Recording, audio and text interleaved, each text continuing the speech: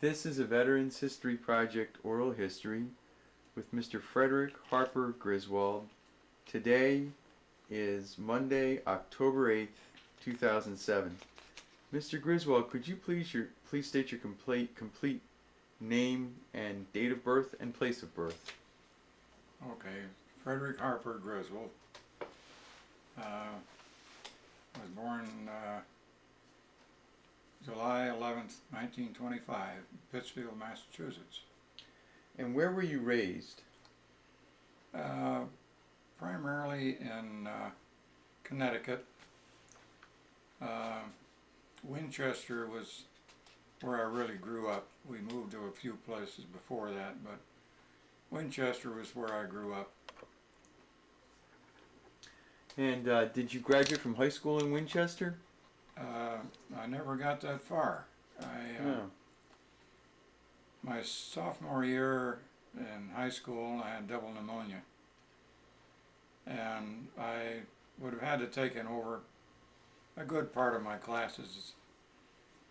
I knew I was going to be drafted, and my father had gone through the trenches in World War I, and he went through the hell of the shelling of the Germans firing and then their returning fire and the poison gas. Anyway, he told me that if I ever had an opportunity to pick some other service other than the Army, get in the Navy or whatever. So I enlisted in the Navy. And the day I would have started my junior year of high school, I left for boot camp in Newport, Rhode Island. And what would that have been? What day did you enlist in the Navy? When was your official service dates? Well, my birthday, I was 17 in July, and I enlisted in September. So that would have been 1942. 42. 1942. Yeah. So enlisted September 1942. So you were only 17. Did you have to have your father or mother sign off on that? Well, my father, he knew I was going to be drafted, and knowing what he knew of World War I, he just felt that he never wanted to see me go through what he did. Mm-hmm. So they approved it for that reason, I believe. So you could go into the Navy Yeah. in terms of doing that. And there was a lot of us that were that age bracket. You had other 17-year-olds that went in at the same time? Oh, yeah. Yeah. When I went through boot camp, there was a number of us that were that same age. You said you were raised primarily in Connecticut? Yeah. Yeah. And what was the high school you were attending in Connecticut, by the way? Well, Gilbert High School in the town of Winsted, which was adjacent to where I lived. And when did you have that double pneumonia? During the winter of my sophomore year. That would have been 41. It really knocked you out. 40. Yeah. 40. It really knocked you out, didn't it? Yeah. And but you were able to overcome it, obviously, Yeah. and you healed, which is great. And so then you went in and you enlisted. Was it in the town that you grew up in that you enlisted? Yeah. Well, I enlisted and went down to Torrington, Connecticut, which was the next bigger town, and that was the point where they rendezvoused all the applicants for boot camp, and then they had a bus set up to take us to Boots in Newport. Now, how far is Newport from where you lived, where you were? It's all the way across the state of Connecticut. As far as mileage, I don't remember anymore. You got there by bus? Yeah. And then boot camp, and that would have been September of 42? Yeah. And so what was that like, boot camp? Boot camp was the Naval War College in Newport. And there was I got a postcard. The Constellation, which we have here in Baltimore, was at that time the flagship for the Atlantic Fleet. And she was stationed there in Newport while I was there. In fact, one of the men that I know that lives here went through the Naval Academy, and he was aboard the Constellation as part of the training. As it being a Naval War College, they had to sleep aboard in in the bunk one time, or hammock. It's an old-fashioned way to do it, right? Yeah. Now, how many weeks was boot camp? We had 21 days in the Blue Jackets manual. Describe that. What does that mean? Well, it was just that. They ran us through, all the basic training, calisthenics, drill, gas chamber, and basically we didn't get that much in 21 days. They couldn't cram much in. Later on, the guys got 6 weeks or better. Anyway, in September 42, things were kind of going pretty hot and heavy, and they were just grabbing everybody, and they were running people out as fast as they got them in, either to a school or to a base, ship, whatever. So it was an abbreviated boot camp. Yeah.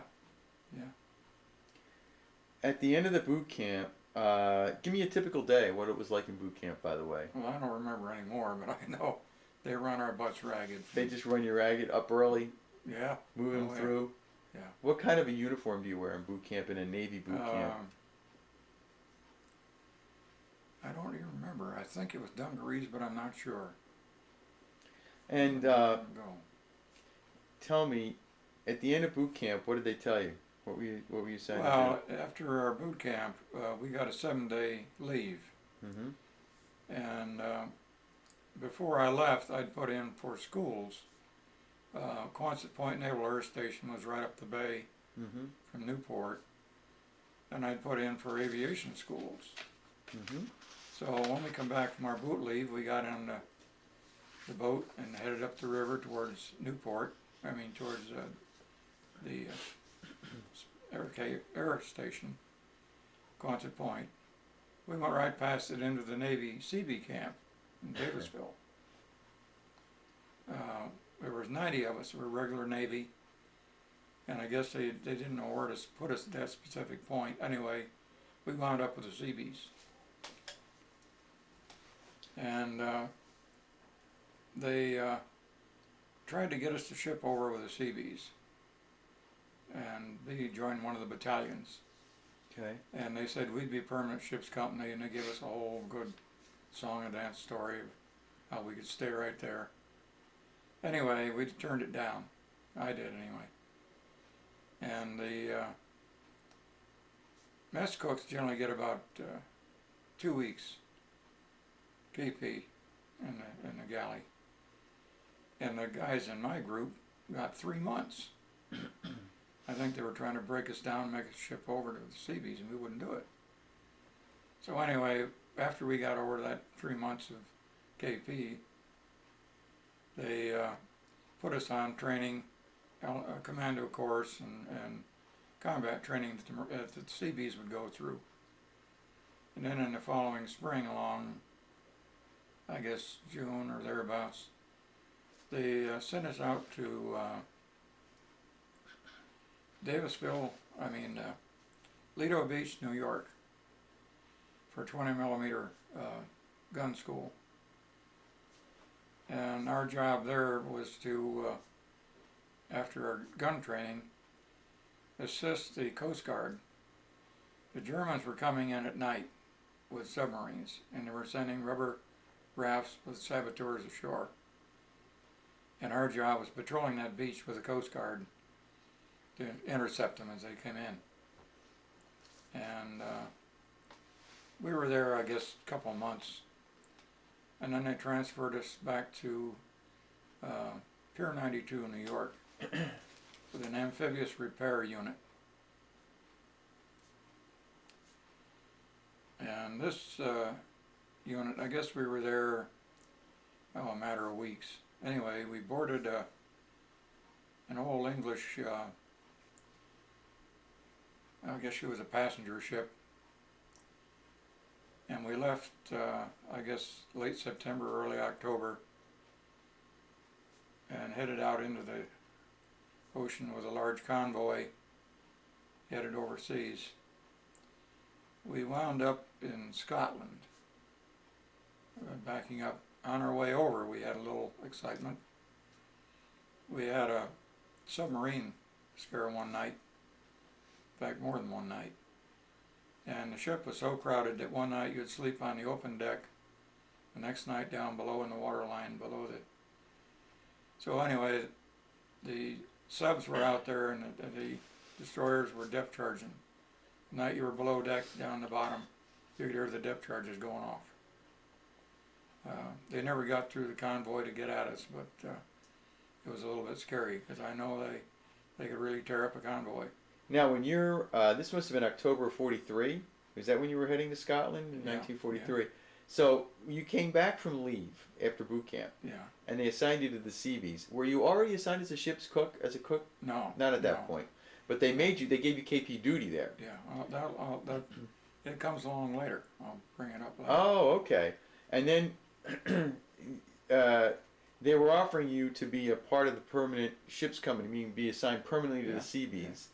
What would they have been doing, the Seabees? Just there in the States? Seabees or Navy Construction Battalion. Mm-hmm. And a lot of those guys that signed up were wound up in battalions headed to the South Pacific. Yeah. Before I left there. That's where I've always associated them, in the South Pacific. Yeah. Well, the Seabees were in on Normandy too. Mm-hmm. In fact, later on I'll tell you about one of them. But anyway, we landed over in, and going back to the ship again, we hit one storm on the way over. Okay. In mid-Atlantic. And we had a guy wash overboard. And they just signaled back to destroyers, look for survivors, and just kept on going. When you were with this in New York into the fall of 43, did you know what was going to come up in terms of where you were going to get shipped or anything? No, well, we knew we were headed out in the Atlantic. Mm-hmm. We didn't know whether we'd wind up North Africa or Europe. Now, when you were with it, you were with an amphibious repair unit. Yeah. What kinds of stuff were you doing during those 3 weeks in New York City? Well, they were basically, it was training, setting up for the repair and so forth of landing craft, operational landing craft. It was that type of operation. Basically, prepping for the invasion. Then you head to Scotland. Do you remember the ship you were on when you headed to Scotland? No, it was. No. I think it was an English. It wasn't a cargo ship, I don't think. Anyway, she carried a lot of crew, and they stuffed us in like sardines. But they say everybody gets stuffed in. Did you have any specific duty at that point? Still, were you a sort of a sailor? I was just a seaman. Seaman, told to do what you needed to do. And they'd send us down to haul up stuff out of the hold for the meals. Yeah. And we'd get a bag of flour or cereal or whatever, and the wheels would be running out of it. Oh God. And so anyway, going along that line, when we got to Scotland, all right, we had a lot of the K rations stored aboard for emergency. And because of that food that we got on the ship, we were half starved, if you will. But we broke open those K rations, and boy, they tasted like T-bone steaks. Did they really? Yeah. One wouldn't think that, but apparently they did. Yeah. Now, where did you arrive in Scotland? Down the bay from Glasgow, a little place called Helensburgh. It was a little Navy base. Mm-hmm. And I think Rosenheath specifically was the name of the little area where we were. But it was adjacent to Helensburgh, near Greenock in that general area. Now you have Scotch heritage. Yeah, my mother. How did it feel to be arriving in Scotland? What was that like for you? Well, it was great for me because every time I got a liberty, I took off for my mother's hometown. Oh my God. It was about 80 miles, no, 60-some miles north of Edinburgh, I guess. I've forgotten the distance exact. But we were supposed to stay within a 50-mile range of the base. But I took off and went up there to Scotland anyway. In fact, when I got up there, they didn't know whether to greet me or shoot me. They'd never seen an American serviceman. Oh my God. Had you like communicated that you were in town and you were going to go see them? Did you let them know you were there? No, no. You weren't allowed to, or you just I had didn't? my mother gave me their address and told me, you know, where they were. So I just got on the train and took off. That's what you did. In fact, I made one trip from Cherbourg up there and 2 or 3 from Falmouth, England. Did you really? So, yeah. I spent more time traveling than some of the English, I think. Oh my gosh. So you got on a train and went out of what was the nearest? Was it Edinburgh that you would get the train to go up to visit the relatives? No, I get it. Let's see. It would be out of Glasgow. We take a bus into Glasgow, and I think get the train from Glasgow. Glasgow was the nearest big city. There may have been a smaller station nearby. I don't remember that. So then you get up there to this little town in northern Scotland, right? And did you stay with people? Did you stay with your mother? My mother's aunt and uncle and her cousin. Her aunt and uncle were in their 70s, and her cousin apparently he was close to that. This is 43. That's really by the time. Well, it's pretty but good. Anyway, so I did get to meet them, and they were the only members of her family left alive. So it was meaningful on both ends to be able to see them. Yeah. Well, I'll tell you one more thing going along. Keep going. Speaking of when we went over, it was when they were fighting North Africa. And my mother had an APO number, so they didn't know where I was. But I got up there to Lurgari, the little town where she came from, and went out and I bought a postcard in the store. Just signed my name, having a wonderful time, and I sent it home. No censors caught it. When I got home, my mother knew right where I was. Oh, that's great. Yeah. That's but great. She knew I wasn't in North Africa anyway. That's great. She knew exactly where you were. Yeah.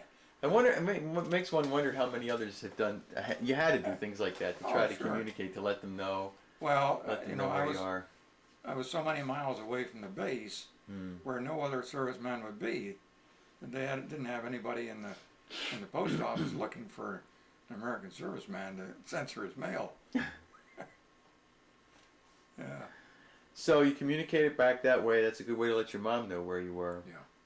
Now tell me what happens. What happens next? You're up in Scotland. Are you posted on board the ship there? No, we're at a base, and I think we stayed there until sometime maybe mid-November. All right. And then they put us on a train, and they shipped this amphib repair unit as a whole down to Falmouth, England.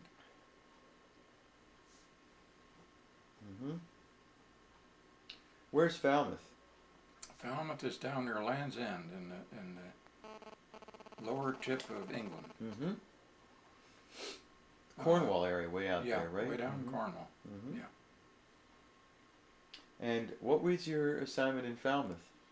Well, when I first got there, they were staging for Normandy, and the equipment field is covered with pontoons and all kinds of equipment for the invasion. And anyway, if you know anything about England, they get plenty of liquid sunshine. So we were busy out there standing guarding that stuff in the rain. And one day they came into me and they said, they'd taken my record, and they said, "We see on your record that you were a cook striker." Because of all that time I spent as a mess cook, they put my record down as being a cook striker. They said, "We'll make you a third-class petty officer right now if you become a cook." And that's how I became a cook. So you got a promotion up in the world. Yeah, from second-class seaman to third-class petty officer. That's pretty good, isn't it? Is that a big jump? Yeah. Oh, okay. I didn't know that. That sounds good. Yeah. Well, from a seaman to a petty officer, you know, it was. That's a good jump. Yeah. So now you become a petty officer right there in Falmouth, and you became a cook. Yeah.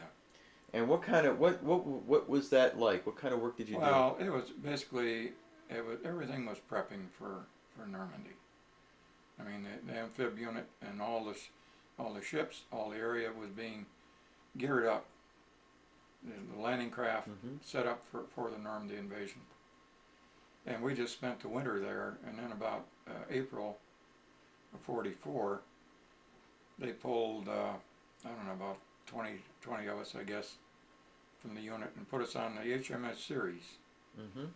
She was an old World War I light cruiser.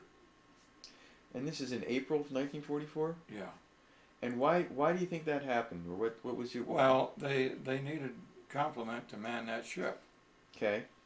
And so they just pulled from the base the people, Navy people that were there, you know, to fill whatever slot they needed. Mm-hmm. I'll go on it. The ship had a complement of 300. It was 150 English and 150 Americans under American command. And the English had the deck, main deck, and the engine room. And the Americans had the communication and supply. We had two divisions in Mm-hmm. that separate way. So we were on the ship together. We didn't work together. We each had our own Mm-hmm. job to do. And the ship, it took a month to get it cleaned up so you could even, I think one time they went in the galley when they first went aboard with oily rags, set them on fire, and then went with shovels and shoveled out the cockroaches. It had been so long since the ship had been, you know, used that it was just filthy dirty. Anyway, it took a while to get her operational to go.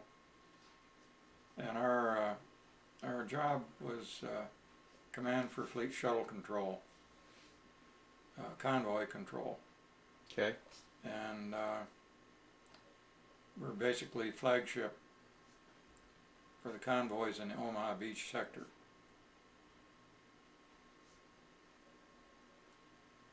Mm-hmm.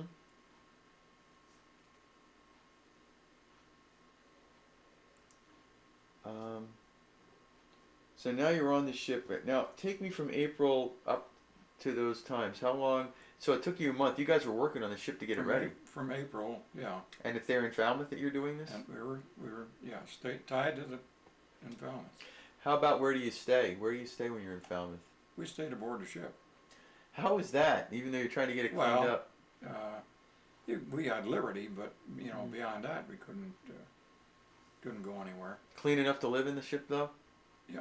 Good. So then you go on the Falmouth. So this would be in the weeks leading up. At what point did things start to happen that you were going to be moved towards? Well, Omaha we got Beach? a couple scares. One of them on May 30th. The Germans knew we were coming because you know they'd seen so much activity. They didn't know where and when. Mm-hmm. But they sent a squadron of 30 bombers in to bomb the coastal area, Mm-hmm. Falmouth and that whole sector down through the coast of England. And we were tied to the pier in Falmouth, and they'd given me French invasion money and a trench knife, Mm-hmm. and they pulled in the gangplank, and nobody was allowed to leave. So the night that raid came on, we had to go down below deck because the English gun crews took over the deck and they didn't want us out. And when the bombers came in, they bombed around us. They didn't hit us, but we were lucky. And that was one night I was scared because it was a hell of a helpless feeling to be in that deck and you didn't know if a bomb was coming down on you or not. I would not have known that they were able to get a bombing raid in. They did. You know? That's interesting. Yeah, it would have been very scary. Yeah. Well, that was the last ditch effort. I mean, they were just pulling straws. They knew they were trying to knock out as much as they could of our transport system, ships and whatever. This is when you're already sort of locked on the ship. You can't go anywhere. You got to stay on it, right? How many days in advance of D-Day was that? Do you remember? This was May 30th. May 30th. And that was the last raid they made. It was one like the big hurrah that they pulled off. Mm-hmm. We left the Falmouth Harbor on June 5th. Mm-hmm. And we went up to, merged up at the Isle of Wight with Task Force 127. Mm-hmm. And then Task Force 127 went into the Omaha Beach area. At what point did you know you were going to be going to Omaha Beach? When do you We realize didn't know that? specifically Omaha, we knew France, Yeah. because we'd gotten that French money, Right. but we didn't know where, in France we'd go. So that's the night of June 5th.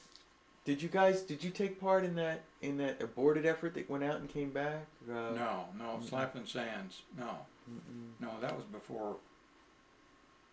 Yeah, that was a sad situation where the E-boats from the islands of Jersey and Guernsey came out and caught a group out there, LSTs, that were on a training mission, and they lost a lot of men and ships, and it was hushed up. The reason that they didn't want any knowledge of it to get out to the Germans, the beach area they selected was exactly like one of the beaches in Normandy. Mm. And if the Germans knew what we were training on, they would know which beach area to look for us. Mm. So they covered it up, and it was months and years later before any word ever came out about what had happened there. Mm. Even the graves of the guys that died. That was really a sad story. Yeah. You know, it was a really awful thing that happened there. So, and then on the actual day of D-Day itself, you didn't go out with the I know that they had ships that started out on the night of June 4th, but were called back. Was that part of your group? No. They went out. They went out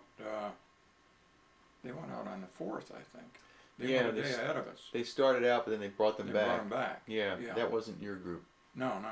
Now you started out on the 5th. On the 5th. What time of day did you start out on the 5th? Do you remember? I think it was mid-morning. I don't remember for exactly. Mm-hmm. But we had to go from there up to the Isle of Wight. Got it. Then we merged with the rest of the task force Mm-hmm. to go across down to over to Omaha. How often were you able to come up top ship to take a look around and see what was going on? Well, once we got underway, they had everything pretty well buttoned down. We had the barrage balloons, was flying over us and whatever, Mm-hmm. and there was so many planes. It was a row of them from England to France, another one back, and just a big circle of them. And there was so many ships, and as far as you could see, I guess 4,000 ships. Everywhere you looked. So when you're on it, what are you doing during this time, on June 5th? Well, just carried out our duties. We could go up on deck, Mm-hmm. but the weather was nasty. It was stormy. Mm-hmm. You were able to look out and see all the other ships going across with you, right? Oh yeah. Yeah. You're were you able to come up a number of times to see what was happening? Yeah, we could get out, Mm-hmm. come up on the deck. But Mm-hmm.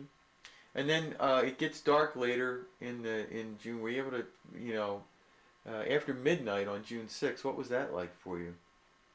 well, June 5th. June 5th into the early morning hours of June Okay. 6th. Yeah. Well, when we got over to our station Mm-hmm. off Omaha Beach, all hell had broken loose. I mean, it was planes, ships. We were close enough to the Texas. We could see her firing. So that would have been like 7 in the morning to 8 o'clock in the morning. Well, she fired all through the day. All through the day. Yeah. Yeah. Did they start to unleash when it was still dark out? Yeah. Yeah. They Okay. started, right. Mm-hmm. But we were close enough. We could see the 14-inch shells go through the air. That's how big they were, and how close we were. Mm. But no, we watched one was along one afternoon on the 6th. There must have been a German ammo dump back of the beach. Hit it. They must have hit an ammo dump. It was like the 4th of July. I mean, the explosion. Jeez. But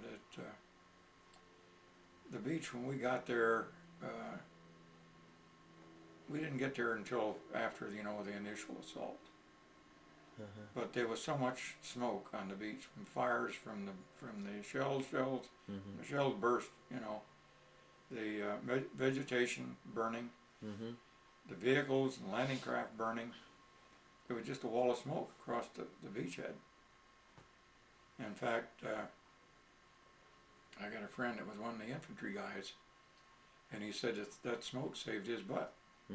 Because he said by the time they got to the beach, the Germans couldn't see them coming in. And that smoke helped them get into the shore before the Germans could get at them. The smoke screen. Yeah. What else do you recall seeing that morning? So it's overnight, you're over on this ship. What kinds of things are you doing overnight? You were awake the whole time, I'm assuming, right? Well, yeah, pretty much. But here again, they had us pretty well bottled up below deck because the gun crews were up on deck. We never fired a shot. And the reason they didn't, when the Texas fired, the German shorefinders, you know, viewfinders, would spot the flash from the ship, they returned fire. We only had a 5-inch gun on that ship we were on, which was a pea shooter compared to the 14 inches of Texas. So in other words, they told us to shut up. 2 reasons. We didn't have much firepower. Secondly, we were commanding the entire the fleet maneuvering in that general area. And if they'd knocked us out, it would have screwed up the whole works because the ships would have been, scattered. Like an air traffic controller today. We were command for fleet shuttle control. And that was our job.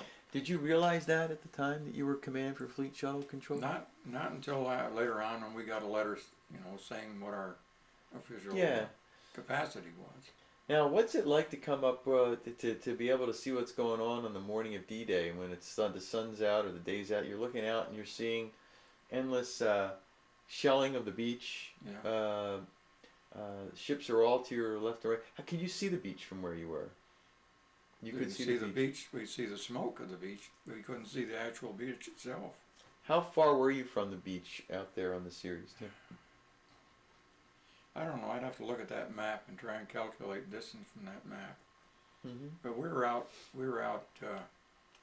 probably a mile. I don't know. Not far.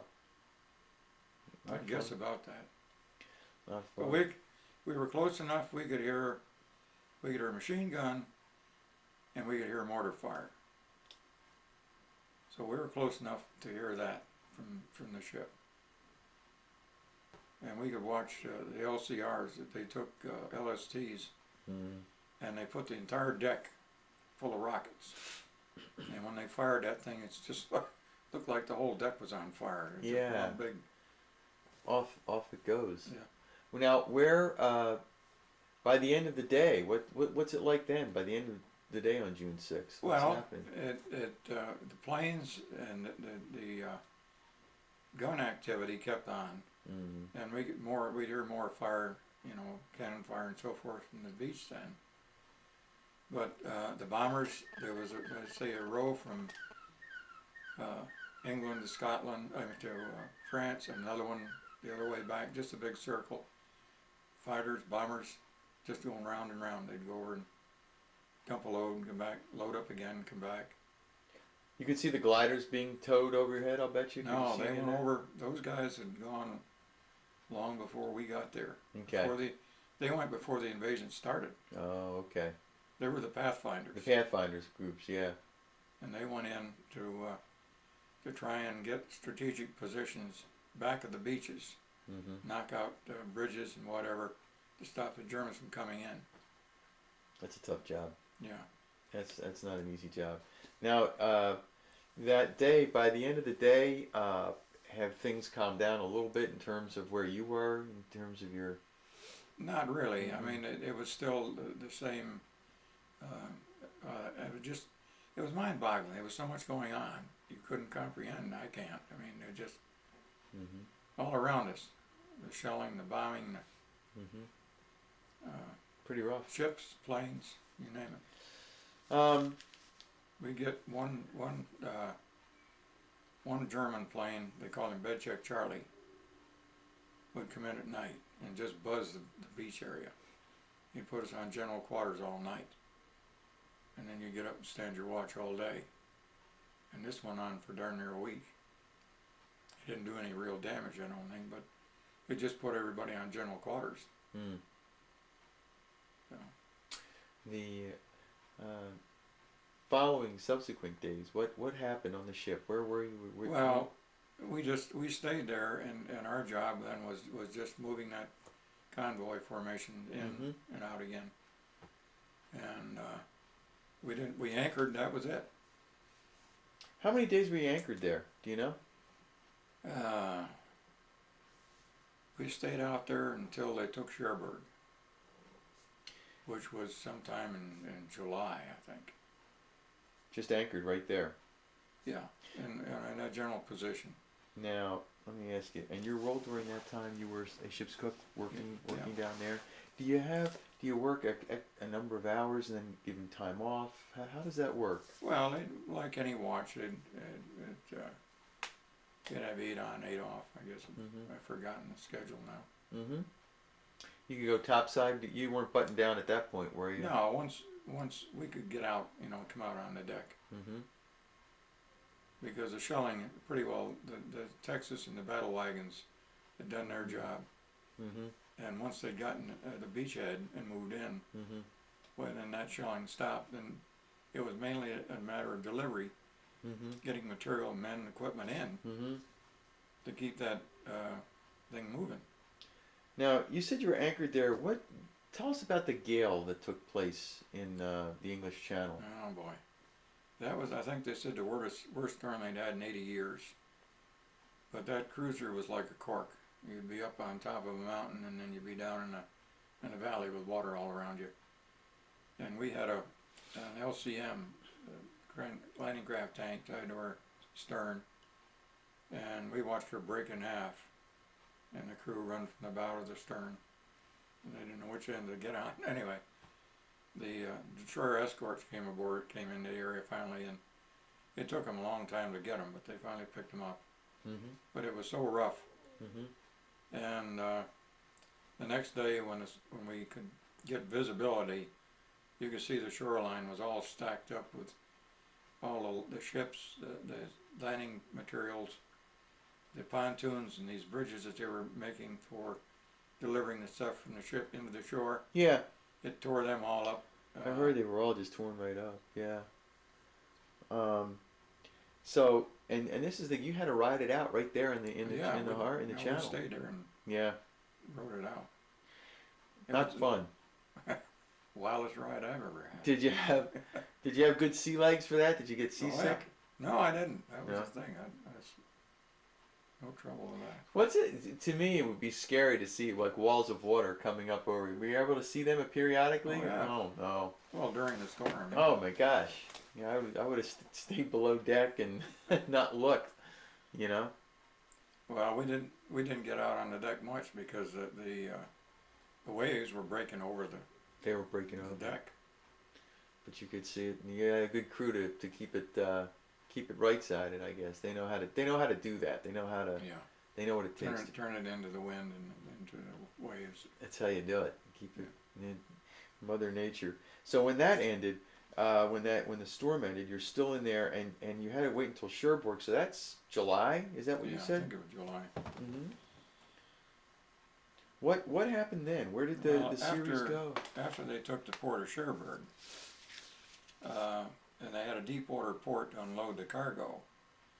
It took them quite a while to do it because the Germans had just sabotaged every ship they could locate and sunk them right in the harbor.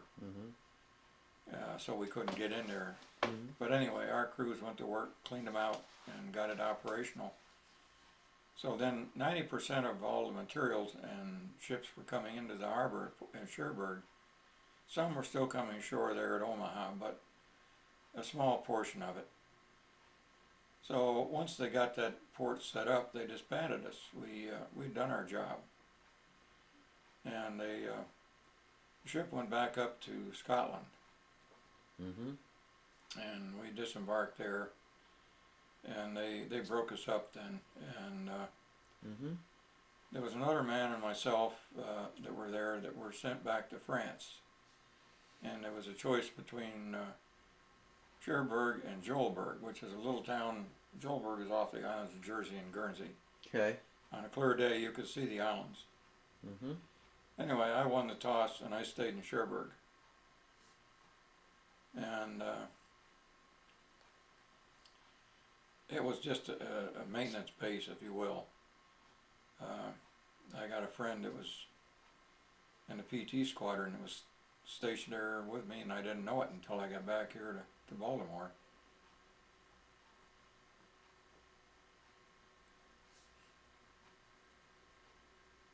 Mm-hmm. Well, the thing that maintenance base. happened when I had been there for a while, I met another man he came from Texas, and became friends. And he was kind of a stray like I was in the unit, and he'd been transferred aboard a patrol craft that was patrolling off those islands of Jersey and Guernsey. Mm-hmm. And they had an opening for a second-class petty officer. And I didn't think I had much of a chance. There was 8 other guys that were after it. But for some reason, I guess fate's a funny thing, but I went down in the storekeeper's office and I burned the midnight oil. And I took the highest mark on the exam. Mm-hmm. So I became a second-class petty officer. Mm-hmm. Well, the ship that my friend was on had a third-class petty officer that wanted to come ashore, and I was going to swap and go out there with him on the ship with my friend. Anyway, I guess about 3 weeks after I'd taken the exam and got my rating, the Germans from the islands came in and they attacked that PC, and the guy I was going to swap with, I don't think they ever found him. My buddy was a prisoner out there in the islands for Jersey till VE Day, and prisoner of war out there. So if I hadn't gone down and studied that night, my transfer would have been swap rate for rate, and I would have been out on that boat. Boy.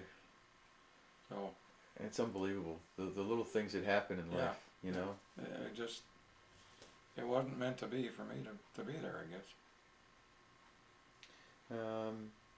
And when you were back on there and you were studied and took that mark, you're at that maintenance base. Where was that located again? Which one? The maintenance base. In Falmouth. Falmouth. Sent back to France. You know, you were in Cherbourg, right? In a maintenance base in Cherbourg. Okay.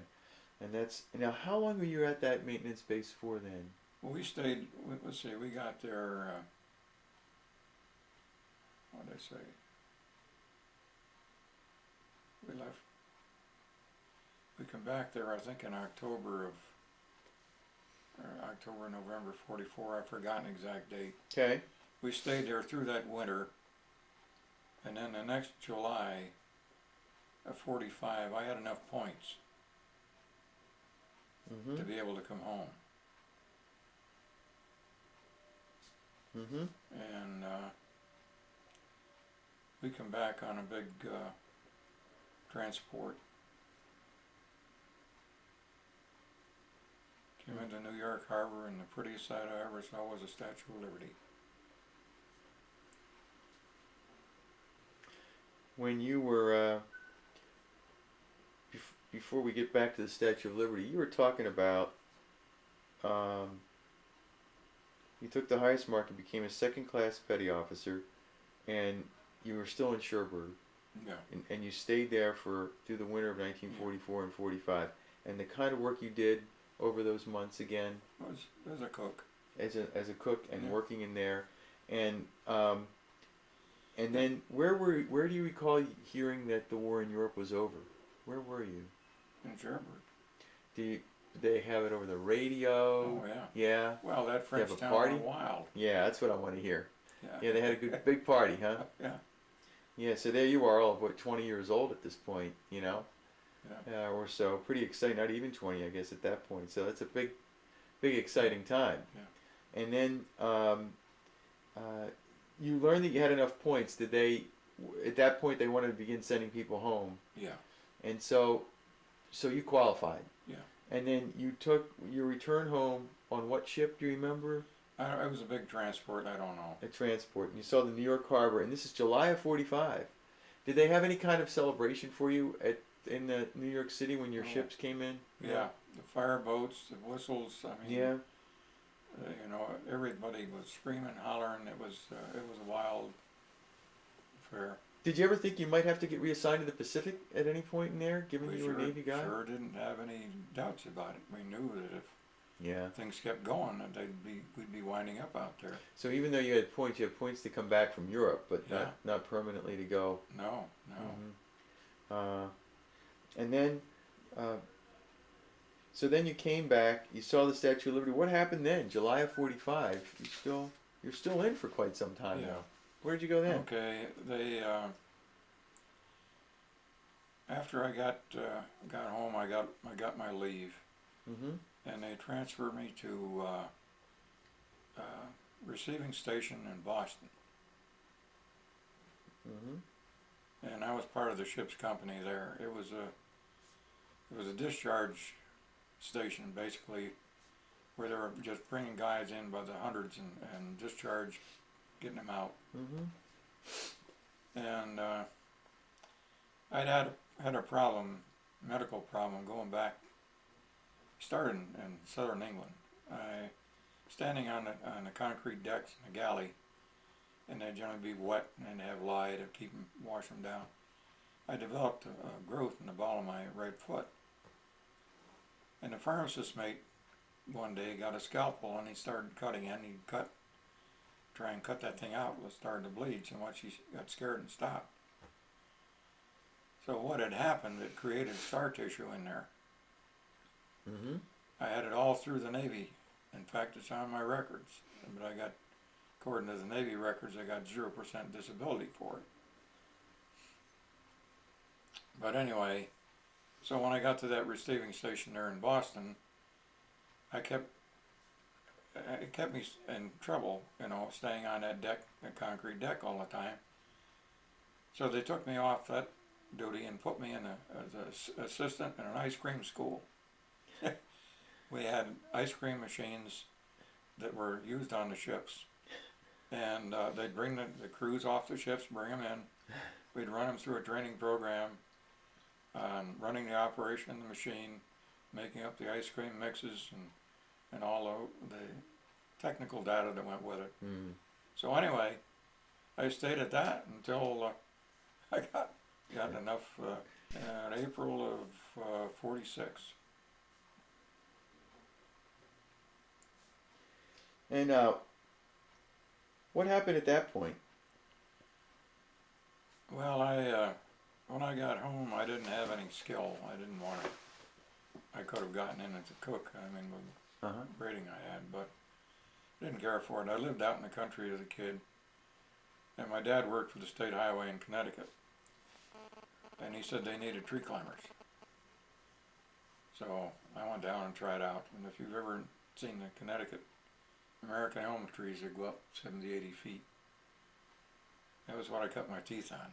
They give us a rope, and we had to climb up on the top of those things and then trim them out or take them apart and cut them down, whatever.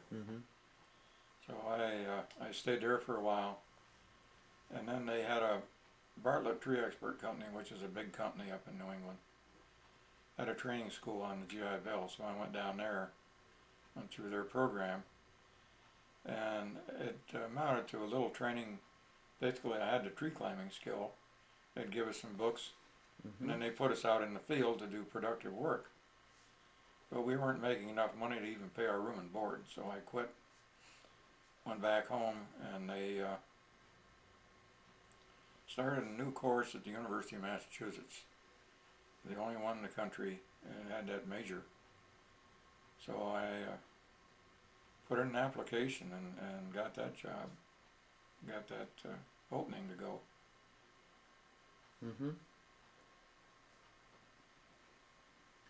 So I became a graduate arborist. That's an unbelievable field. That's just really very interesting. Yeah. You know? And you did that all in the GI Bill, right? Yeah.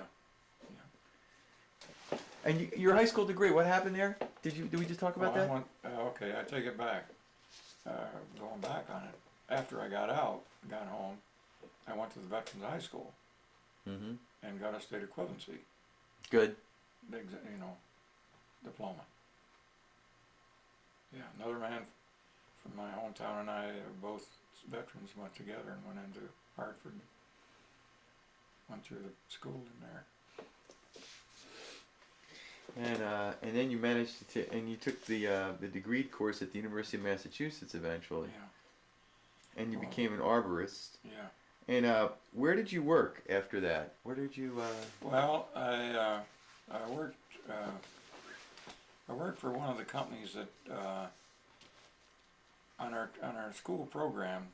The summer was productive. It was just like a class. You were in the field doing productive work, and you were graded on it, just like you would your classwork. So anyway, the company I worked for, I went back to them, but they didn't have any opening. And I knew some people out in El Paso, and they said, "Hey, we need somebody out here that knows tree work, because trees are scarce and very important." So anyway, I took off and went out, and I worked for a nursery for a while. And I started a little tree business. I got some Mexicans from over in Juarez, and a couple of guys from El Paso that drifted through. Anyway, and met my wife out there. My kids are both Texans. Really? Both born out there. And then there was a death in my wife's family, so that's how I wound up back here in Maryland. Oh. And you wound up staying in Maryland. Yeah. And what did you do when you were here in Maryland? What was your career like there? My first job was I was ground supervisor at Johns Hopkins Hospital for 7 years. How many years? 7. 7 years. And then they started the General Electric, put a big plant out in Columbia. Okay. And I was out there managing, I had 1,100 acres out there. I was there for over 11 years. And I'd had a heart attack in 58. I was 58 when I had the heart attack. Okay. That was back, anyway, after I survived the heart attack, I went back into GE. But they were starting to shut the plant down. And gradually they just eliminated my job, period. So I went to work with the Association for Retarded Citizens as a manager in Baltimore that had a landscape division where they did landscape work. And I managed groups of these people. And when I hit 62, then I quit and gave it up.